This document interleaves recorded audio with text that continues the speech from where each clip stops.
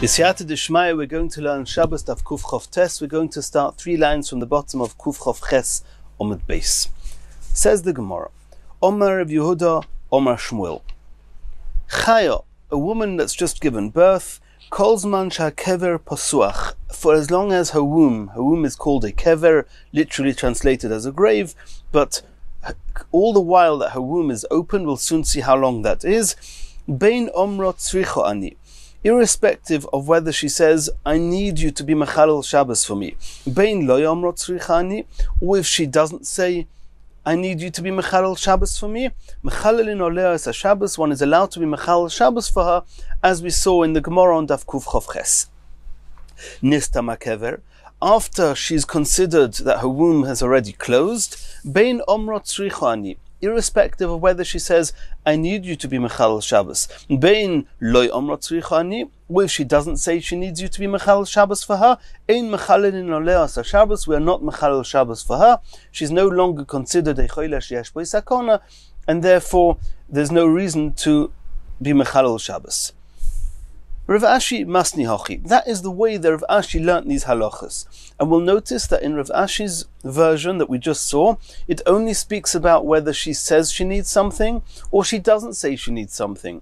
But if she says explicitly that I don't need you to be mechalel Shabbos, then there's no reason to be mechalel Shabbos. And after stimas hakever, nistam hakever, even if she says, I need you to be mechalel Shabbos, we will not be mechalel Shabbos for her. In contrast to that, we now have a second opinion. Mar Zutra masni hocha, Mar Zutra learnt it differently.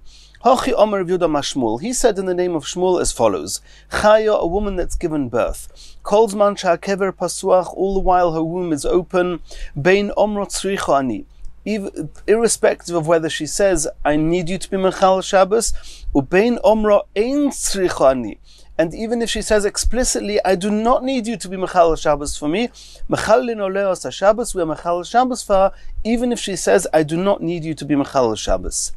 Nista makever, after the womb is closed, omrot tzricho ani, if she says, I need you to be mechalel Shabbos, in contrast to Rav Ashi, Mar Zutra says, mechalelin oleh as a Shabbos, we are mechalel Shabbos for her. Loy omrot tzricho ani, if she doesn't say I need you to be mechalel Shabbos, and it goes without saying, if she says I don't need you to be mechalel Shabbos for me, ein mechalelin oleh as a Shabbos, then everybody agrees we are not mechalel Shabbos for her.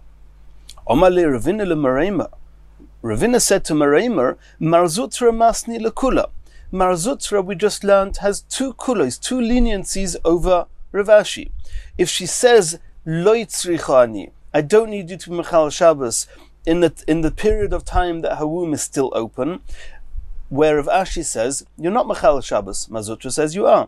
If she says, tzricho ani, I need you to be mechalel Shabbos, after the womb is already closed, according to Rav Ashi, we will not be mechalel Shabbos, according to Mar Zutra, we will be mechalel Shabbos. So now Ravina says to Mereimer, Mar Zutra masni lekula, Rav Ashi masni lechumra, hilchas kaman. Who do we follow? Who's the halacha?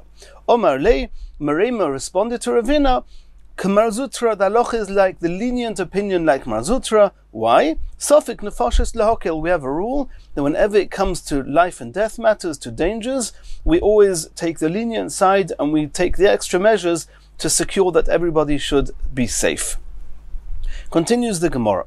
Me'emosai psichas hakever. We discussed with the womb being open, the womb being closed. From what stage is a woman considered that her womb is open? Omar Abaya Mishal Sheteishev ala Mashber, from the time that she's sitting on the birthing stool to give birth. Rav Huna Breder of Yeshua Omar Mishal She'adam Shoises v'Yered, from the time where some blood starts dripping from her. V'Omri lo Mishal She'chavrisei Noisos Oisa Ba'agafeo. Others say that it's from the time that she can no longer walk on her own and her friends have to carry her, have to support her, holding her arms. Says the Gemara, Ad mosai psichas hakever, until what point is the womb considered open, after which we have the halachas of the womb being closed? Omar Abaye shloisha yomim. Abaye says for 3 days. Rava Omar mishmeder of Yehuda shiva, 7 days. V'omri lo, others say shloishim for 30 days. Omri Nardo. Narodoi, they have an opinion that takes all these 3 time periods into account. The first 3 days, the first 7 days, and the first 30 days. Which means that they hold that there's possibly they understand there's different levels of the womb being open, more closed. They don't tell us exactly why, but they explain that there are halachic ramifications in these 3 time periods after birth.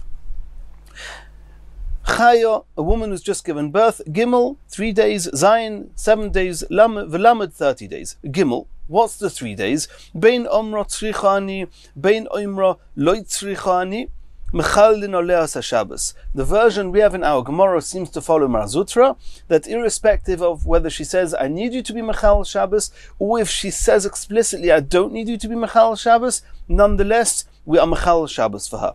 Others have a different version here. Zayin, what's the 7 days? Omra tzrichani, the time of, in the period of between 3 days and 7 days, 4, 5, 6, and 7. Then if she says, Omra tzrichani, if she says, I need you to be Mechal Shabbos, Mechalin oleas haShabbos. Omra loy tzrichani, if she says, I do not need you to be Mechal Shabbos for me, then Ein Mechalin oleas haShabbos.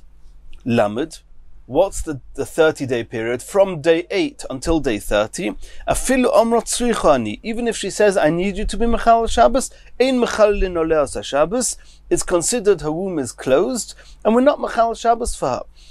Aval, because if she's not considered a choyle, then what does it mean, velamed? What's the difference between from day 8 to day 30 and after day 30? It seems that there are some halachas of 30, but we're not Mechal Shabbos for her. So what is the difference?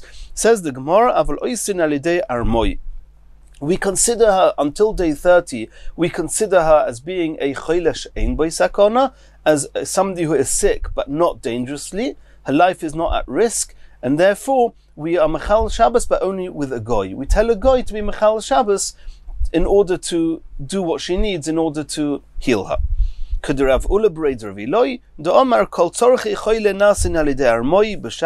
Somebody who's sick, even if it's a choyle she'ein bo sakona, and possibly only if it's a choyle she'ein bo sakona. Rashi says if it's a choyle sheyesh bo sakona, we do it through a Yisrael, not through a goy. But if it's ein bo sakona, then that we tell a goy to be Mechal Shabbos in order to heal and to help somebody who's sick. Omar Rav Yehuda Mashmul, L'chayo lamed yoim lemay hilchasa. Rav Yehuda Mashmul is questioning that since after day 7 it's considered that the womb is closed, then what ramifications do we have to the fact that it's within 30 days? So the truth is that we just saw how Narodoi could have answered it to tell us that you're allowed to be Mechal Shabbos for her with the goy, and she's considered a choyle she'ein bo sakona. But for some reason, the Gemara, even though Narodoi are going to answer, Narodoi do not answer that, and the Rashba explains why not. Omri Narodoi explain what the ramifications are that she's between day 8 and day 30, litvila, regarding going to the mikveh. That what? She should not go to the mikveh within 30 days because she might come out of the mikveh and catch a cold. And if she catches a cold, since she's still within 30 days after birth, her body is more vulnerable, and therefore catching a cold will be not good for her, and therefore she should not go to the mikveh before the end of 30 days. Rava says that that's only true if she's going to the mikveh in order to be tohir in the times back in the day when they still kept tyrus, which means there were certain food items that were not allowed to become tomei. A woman after birth is considered tomei. She wants to go to the mikveh in order that she shouldn't be making the vegetables, the fruits, or anything else tomei. However, if she's good, that's what Rava says. If her husband is not with her and she's only going to the mikveh for tyrus, she should not do that within 30 days. If her husband is there with her and going to the mikveh will allow her to be with her husband, then the fact that she's close to her husband will warm her up, and the coldness of the mikveh will not have any negative ramifications on her.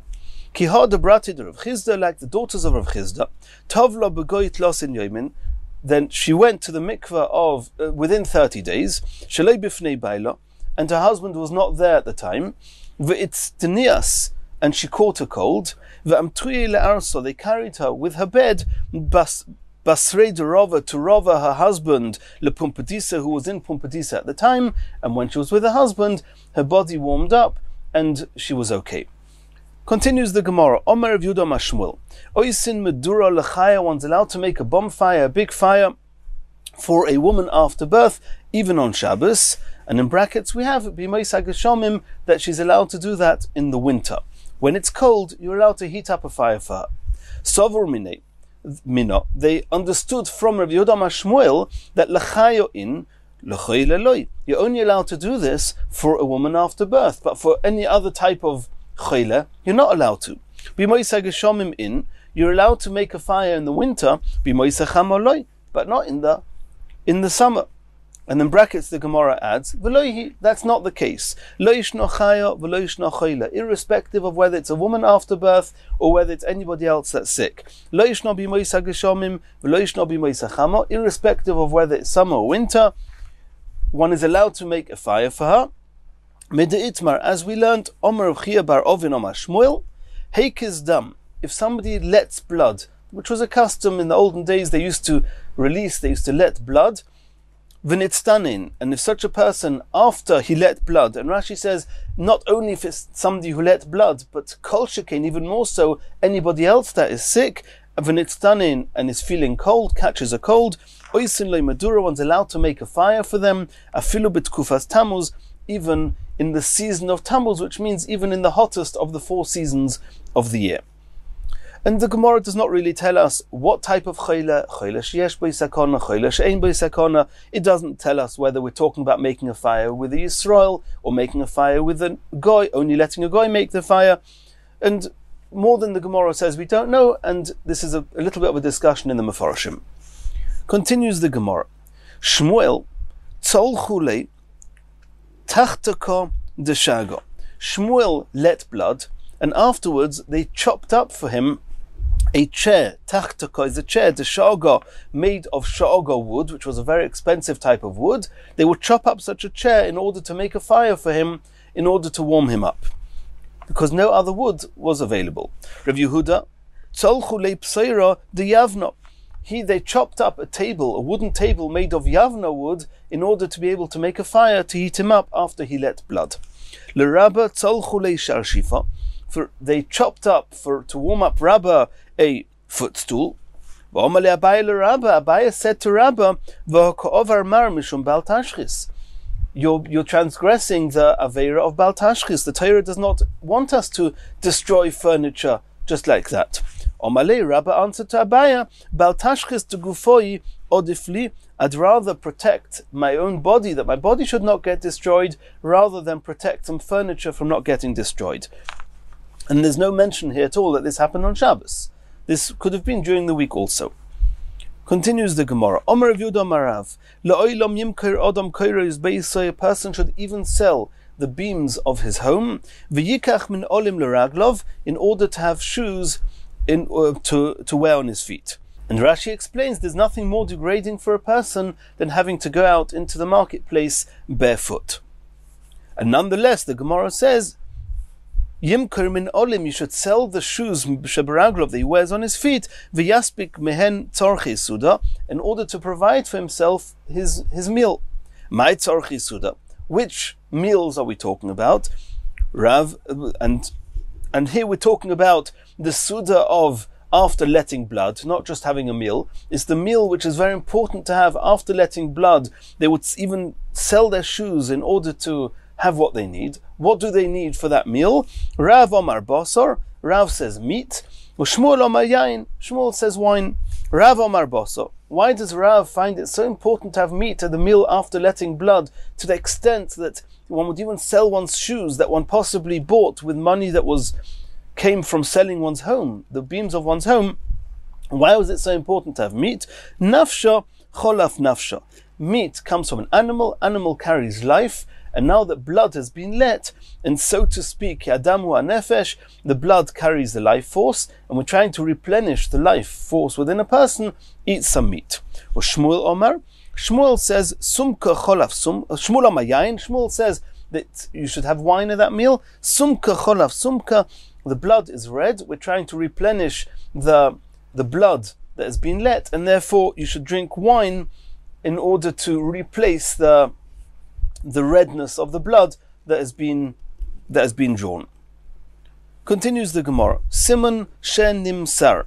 We're going to have now 5 quotes regarding letting blood, and the people who said these quotes have one of these letters in their names. Shmuel, that's the Shin. Beyoyma de Ovad Milsa, on the day that he let blood, of the late Tavshila de Tochli, they would cook for him a soup, or they would cook for him some spleen. And the spleen was red. We're trying to replace red with red, which is what we just saw from Shmuel. Rabbi Yochanan, and this is the nun of Yochanan, is the nun of Shenimsar. Rabbi Yochanan Shasi, he would drink wine adenofik tihei mi'unye, until the scent, the smell of the wine would even come out of his ears. Rav Nachman, it's the mem, Shasi, he drank wine ad de kofi tochle, until his spleen was flooded with wine. Rav Yosef, that's the samach, Shasi, he will drink wine ad de nofik mirivda de kuslisa, until the hole that was punctured into his veins, or however they let blood, there was this tool that they would let blood through, and he would drink wine until the wine or the blood would flow from this tool through which they let the blood. Rava, this is the Reish, Mahadir Achamra, he would look for wine to drink at the meal, Bartlose Tarfi, which was, the literal translation is from a vine that has 3 times 3 leaves. And Rashi says it means that 3 years have passed. 3 times this vine has produced new leaves, 3 years. There's a discussion in the Mefarshim, is it 3 years since the vine was planted, that the grapes from such a vine, that's the wine that Rava was looking for, or if it means after you picked the grapes, you waited 3 years, which means it was wine that was 3 years old, and which is a very special type of wine, and that's the wine that Rava used after he let blood. Continues the Gemara. Omar luhu Rav Nachman bar Yitzchak l'Rabbanon. Rav Nachman bar Yitzchak said to the Chachomim, "B'matusa minaychu, I beg of you, b'yoyma da'akoza, on the day that you let blood, omru lebisaychu, say to your wives, Nachman, I Nachman ikr legabon is coming to visit you, and to be with you in the meal. And if I was with you for the meal, she would definitely prepare a very big meal, plenty food. And therefore tell them that I'm coming. They should prepare a lot of food in order you should have everything you need for the meal after you let blood."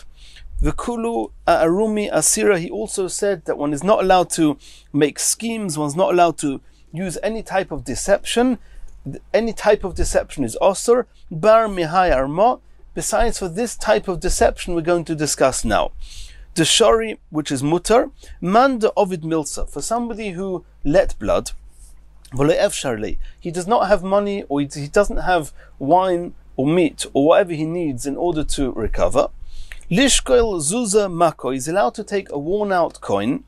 V'leizel leshev chanusa, and he's allowed to go to 7 shops that sell wine. At the time shiur revi'osa, until he's drunk enough wine that he's drunk a revi'us of wine, and then he'll be safe. And Rashi explains that it was common practice that when going to a shop to buy wine, then one would pay for the wine, but before taking the wine, the shopkeeper would give him a little bit to taste. How much? It seems here approximately 1/7 of a revi'us. So you can go into a shop, give him this coin, and before he notices this coin has been worn out and is not really such a valuable coin, he'll give you to taste. You'll taste a bit of wine. By that time, he'll have realized the coin is not good. He'll give you back the coin and you'll say, "I'm sorry, this is all I have." And he'll say, "I'm not selling you the wine." You'll go to the next shop. You'll do this 7 times till you've drunk enough. And the Mefarshim here discuss why it's not a problem of Oinah, why it's not a problem of Gezel. We're clearly not allowing this person to do an Avera. So the question is, why this scheme was allowed, but there is a certain level of deceitfulness there, which is what the Gemara said was allowed just in this instance. But it's not a blatant Aveira, and the Mefarshim discuss why. V'iloi, if a person does not have even a worn-out coin to be able to do this scheme with, leichel shev tamra uchmasa, he should eat 7 dates, v'leishav mishcha, and he should rub some oil b'tzid'ei onto his temples, which are the sides of a person's forehead, v'nigni b'shimsha, and then he should sleep in the sun, and sleeping in the sun plus having had the dates and the oil smeared on his temples will warm him up and keep him safe. Continues the Gemara. Avleit, which was the name of a goy, and he was an intelligent goy, possibly an astrologer. Ashkechei Shmuel, he met Shmuel, the Goni B'Shimsha, who was sleeping exposed to the sunlight. Omar Lei, so this Avleit said to Shmuel, Chakimel Yudoi, you are the wise of the Jewish people. Bisha mihavatova, everybody knows that the sun rays are bad. What's beneficial? What's good about it? Why are you sleeping in the sun? Omar Lei, Shmuel answered back to him, Yoimeda kozahu, it's the day that I let blood, and therefore I need to be in the sun to warm me up. Veloihi, but the truth is that wasn't the reason. Eloika yoima, there's one day, Demaili Shimsha, that the sunlight is very beneficial, Bekule Shata, and it's the only day in the whole year that has this benefit, and it's Yoima Denofle Beit Kufas Tammuz, it's the day that the season of Tammuz, the year is split into 4 seasons, the hottest of them being Tammuz, and the day that the Tammuz season, and there are ways of working out exactly at what point each season starts, the day that the Tammuz season starts, that day the sunlight is very beneficial, and that's why he was lying in the sun. And for whatever reason, Shmuel did not want to reveal this reason to the guy, and therefore he just told him, I've let blood. But it wasn't really the truth. Continues the Gemara. Heikel, Beruach, Taima, Shaha. These are 4 halachas that we're going to learn that Rav and Shmuel both said unanimously. Rav and Shmuel, the Omrit Harvayu, they both said, Kol HaMeikel, anyone who is lax, besudas hakozas dam, with eating his meal after letting blood, mekilin loy mezoinoisov min hashamayim, then from Shamayim, when they want to give him his provisions and his needs, they'll also be lax. Voimrim, and they say, hu al chayav loy chos, if he's not concerned to protect his own life, ani ochus olov, I should be concerned and go out of my way to give him everything he needs. That was the first halacha. Rav and Shmuel, the Omr Tarvayu, they both said the second hanhoga is not really halachas, but the second custom based regarding letting blood. Haiman de Ovid Milza, somebody who let blood. Loilesev, he should not sit heicha the korich zika, where the wind circulates. Dilma shafile umna, maybe this the doctor, the expert that let the blood drained all of his blood, and left him just with a minimum amount of blood in the vital organs, which is a revius of blood. Zika, and the wind will blow. V'shoif mineh, and will withdraw from him, or will withdraw from his vital organs the little bit of blood that's left. V'osi lidei sakona, and then it will be a danger for him. He'll be at risk, and therefore one should not be in a place where the wind is circling after or during or after letting blood. Shmuel, and then now there's an incident regarding that. Have a rogil, it was customary to ovad milsa, and when he would let blood, but basically he would do it in a home, the shev levenasa, that the walls were thick with 7 levenasa bricks, which each one was 3 tvachim wide, that's 21 tvachim. Va'aricha, and besides for the 7 levena bricks, there was 1 oriach brick, which was 1.5 tvachim wide, which means that the wall in which he let blood, the walls of that home, were 22.5 tvachim wide. And he did this in order that the wind should not penetrate to him. Yom echad, one day Ovad, he let blood. Ve'irgish benafshen, he felt cold, he felt unwell. Bodak, he checked. V'chosar chad areicha, this 1 oriach of 1.5 tvachim was missing, and then the walls were only 21 tvachim wide, not 22.5 tvachim thick, and that's why the wind penetrated and made him feel unwell. Continues the Gemara. Rav Shmuel de Omer Tarvayu, they both said, Hai man de Ovid Milsa, somebody who lets blood, lit aim midi, he should taste something straight away. V'hada leifa, and only after that he should leave. Diloitoi midi, because a person who lets blood and does not taste anything before leaving, ipoga b'shechvo, if he's going to meet a corpse, yarka ape, his face will get green. Ipoga b'man de kotal nafsha, if he meets somebody who killed somebody, a murderer, miss, it will cause him to die. V'ipoga b'dover acher, if he's going to meet a swine, kosher l'dover acher, then he's going to be, he may get harmed by dover acher, which is a certain skin disease similar to tzoras, and tzoras is called dover acher. Things that are not so nice, instead of calling it by their name, referring to swine and pigs, then Chazal call it dover acher, and tzoras also is called dover acher for the same reason. Rav Shmuel de Omer Tarvayu, Hai man de Ovid Milsa, somebody who let blood, Lishhi Purta, he should wait a little bit, V'had leikam, and then he should get up. The Omar Mar, because it was said, Chamisha Dvorim, there are 5 things that if one does them, Krovim Lemisa Yosem Menachayim, they make a person feel closer to death than to life. Ve'eluhein, they are as follows. Number 1, Ochal V'omad, eating and standing up immediately. Number 2, Shoso V'omad, drinking and standing up immediately. Number 3, Yoshan V'omad, sleeping, and then as soon as you wake up, you get up. Heikis Dam V'omad, number 4, somebody who lets blood and immediately rises. And the 5th one, Shimesh Mitose V'omad, if he stands up immediately after he was Meshamish. Says the Gemara, Omar Shmuel, Purusa de Domo, the time periods that one should let blood, Kol Tlosin Yoiman, once in 30 days. Ubeina Prokim, between the first 40 years and the next 20 years, between the stages of his life, which means at age 40, he should go do it less, and he should only let blood once in 2 months, not every month. Ubeina Prokim, between the stages of 60 years and beyond, that means from age 60, he should only let blood once in 3 months, not once in 2 months, and obviously not once a month. Continues the Gemara of Omer Shmuel. Purusa de Domo, the time to let blood, Chad b'Shabsa is Sunday, Arba on Wednesday, Umayle Shabsa, and on Friday on Erev Shabbos. Aval Sheni v'Chamishi, but on Mondays and Thursdays, Loi, it's not kedai to let blood then. The Omar Mar, Mish yesh le'schus ovis, only somebody who the merit of his fathers, of his ancestors, stand in good stead for him, Yak his dam, only he should let blood on B'Sheni B'Chamishi, on Mondays and Thursdays.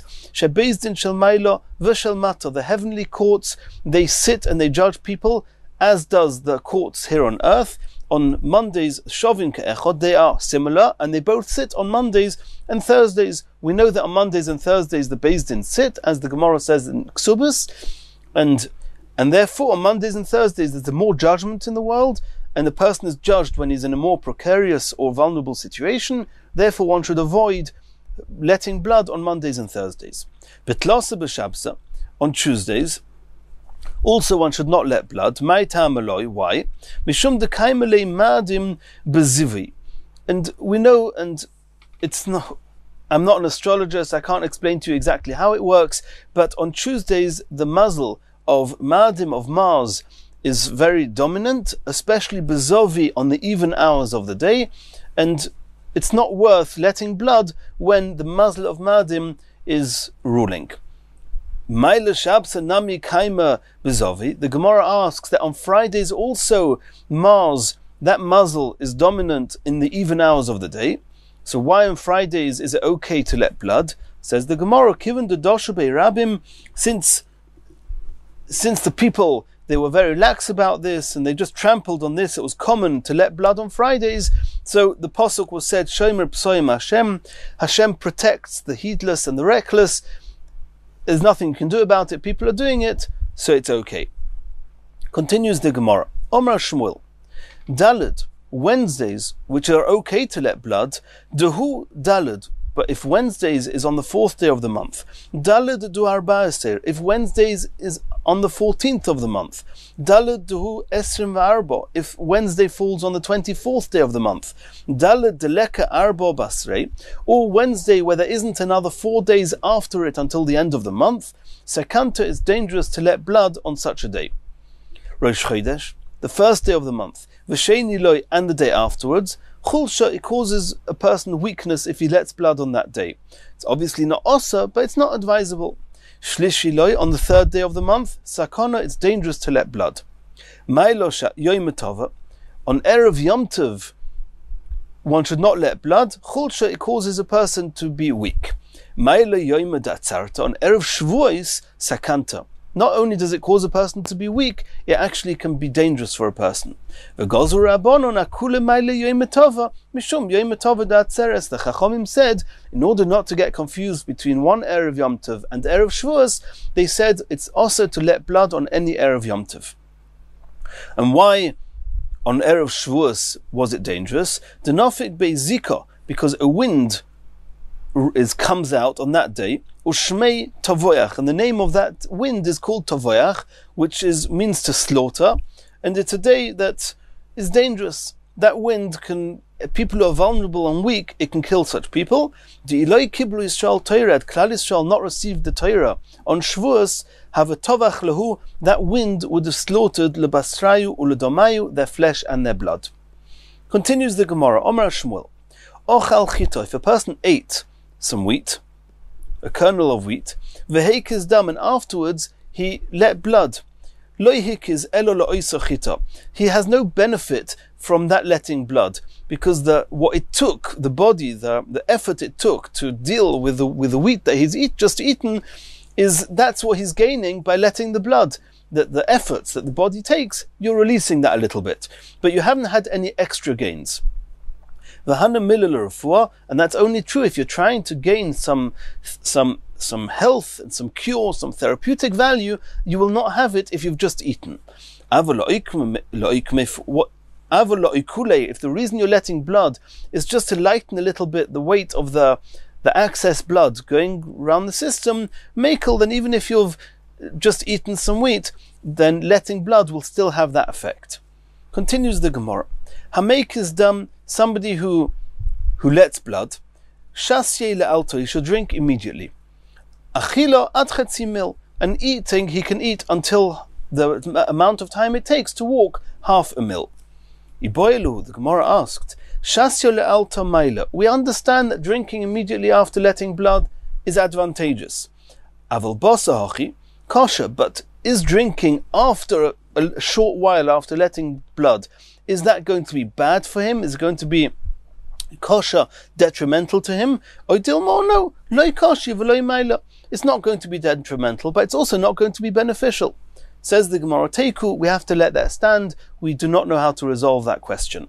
Iboyeluhu, another question they asked. Achila, you said that regarding eating, ad chatzi mil, till the amount of time it takes to walk half a mil, hu demaili, it's beneficial. But after eating, after the time it takes to walk half a mil, and eating sooner than the amount of time it takes to walk half a mil, koshi, is it detrimental? Or maybe loy koshi v'loy maili, it's not detrimental and it's not beneficial. Says the Gemara, Teiku, this too we have to let that stand. We have no way of resolving that. Continues the Gemara. Machriz Rav would proclaim as follows: Mea kori, you should buy 100 gourds, a type of vegetable, bezuzah, for a single zuz, which means it's got hardly any value, and only buy it if it's very cheap. Mea reisha, and one should buy 100 heads of animals, bezuzah, on condition that it only costs one zuz. Also, it has very little value, it's not worth investing in it. Mea sfomi, but the lips of animals, you should only take them if they don't cost anything, which means they have no value whatsoever, it's not worth investing in them.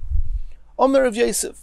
Rav Yosef says, Ki avinon be Rav Huna, when we were by Rav Huna, Yoima de Pagra be Rabbanon. It was the day that the Chachamim were somewhat lazy in coming to the Beis HaMedrash, they didn't come to the Beis HaMedrash. That's what Rashi says. Tosfos says that they were weak on that day, and therefore they couldn't learn properly, and therefore they didn't come. Omri, and they said on that day, Ho'idna, this day is Yomi Deshafmihu, it's the day of the lips. V'lo yodana Maika Omra, and I didn't know, Rav Yosef says, I didn't know what they were referring to. But now that I heard from Rav that one should not buy the lips of animals for anything because they have no value whatsoever, no medical value, no nutritional value, whatever he was talking about, right? But it's worth nothing, so lips are not worth anything. So when they said that that day was the day of the lips, it means it was a day that wasn't worth anything. A day that Torah is not learned is a day wasted. Continues the Gemara. V'koishrin hatabur. We saw in the Mishnah on Daf Kuf Chav Ches Amud Beis that one is allowed to tie the umbilical cord of a woman after birth. And Rav Yossi says, Rav Yossi added and says, Af choitchin, one is allowed to sever, one's allowed to cut the cord. Anything that one needs to do for the bris milah, one's allowed to do on Shabbos, and the details of that we're going to learn in the next perek Yirtzeh Hashem. But we're now going to discuss tying and cutting the cord. Says the Gemara, Tanu Rabbanon, Koishrin atabur, one's allowed to tie the umbilical cord. Rabbi Yossi Omar Af choitchin, you're also allowed to cut the umbilical cord, but in this brisa we add another detail. V'toimnim hashilya, one's allowed to wrap up the placenta. Kadei sheyecha mavlad, when the placenta is warmed up, then the child, the newborn child, also gets warmed up. Omer Shimon ben Gamliel, Benois Melachim, the daughters of royalty, who obviously they had the financial means, Toimnois besfolim shel shemen, they would wrap up, they would submerge the placenta in oil, in bowls of oil. Benois Ashirim, the daughters not of royalty but of rich, those that were rich and could afford it, besfugin shel tzemer, with wads of wool. Benois Aniyim, the daughters of the poor people, bemuchin, they would wrap up the placenta in rags. Omer of Nachman, Omer Rabba Baravua, Omer Rav. Halochik Rabbi Yossi. The halach is like Rabbi Yossi, like we just saw, that one is allowed to cut the umbilical cord and wrap up the placenta. V'Omer of Nachman, Omer Rabba Baravua, Omer Rav. Moidim chachomim l'Rabbi Yossi. The chachomim, who they said you're only allowed to tie the cord, they didn't say you're allowed to cut the cord, but they agreed to Rav Yossi, but tabur shel shtei tinoikos, if it's twins, one is allowed to cut the cord. Shechoitchim, we can cut the cord. My time, why? The mantachi adodi, because as twins, they naturally may put each other away from each other and tear the cords away from themselves. If the cords are not tied, it could end up dislodging the cord, chas v'shalom, and it will be dangerous. Continues the Gemara, Omer of Nachman, Omer Rabba Baravua, Omer Rav. Kol ha'omur beparshas teichacha. Teichacha means giving rebuke, admonishing people.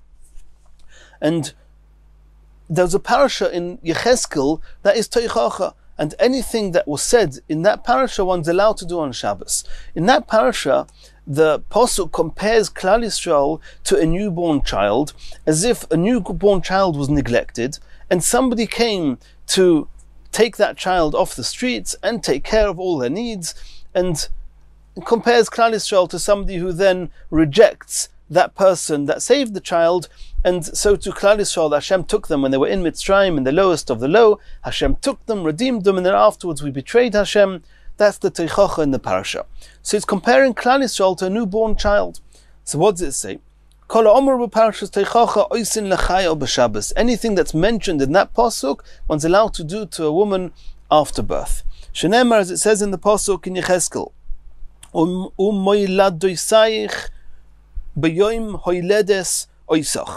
regarding your birth, on the day that you were born, loikoras shorich, the umbilical cord was not cut. Ubemayim loiruchatzt lemish'i, and you were not bathed in water in order to smooth you. This is the moshel, right? Klal Yisrael were compared to a neglected child. The homleach loi humlacht, and you were not salted. V'hochtel loi chutolt, and nor were you waddled. And the Gemara says we learn from here a number of halachas.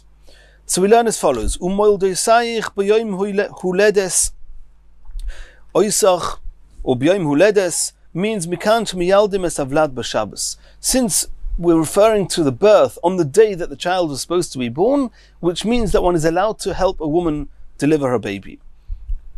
Loikoras shorich, your cord was not cut. Mikan shechoitchem atabur b'Shabbos. From here you see one's allowed to cut the umbilical cord on Shabbos. Uvamayim loiruchatzt lemishi, that you are not bathed in water to smooth your limbs. Mikan shereichtzin avlad b'Shabbos. From here you see one is allowed to wash a newborn child on Shabbos. V'homleach lo yihumlacht, and you are not salted. Mikan shemoilchin avlad b'Shabbos, one's allowed to salt a child on Shabbos. It helps the skin become more firm and stable.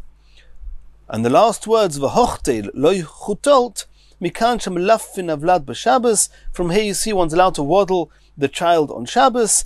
That means you're allowed to smoothen out the limbs. Rashi says this is not the same as we saw in Daf Kuf Chav Gimel about straightening out repositioning the limbs on Shabbos. There we saw in the Gemara that it was osa, but you're allowed to smoothen out and straighten the limbs on Shabbos.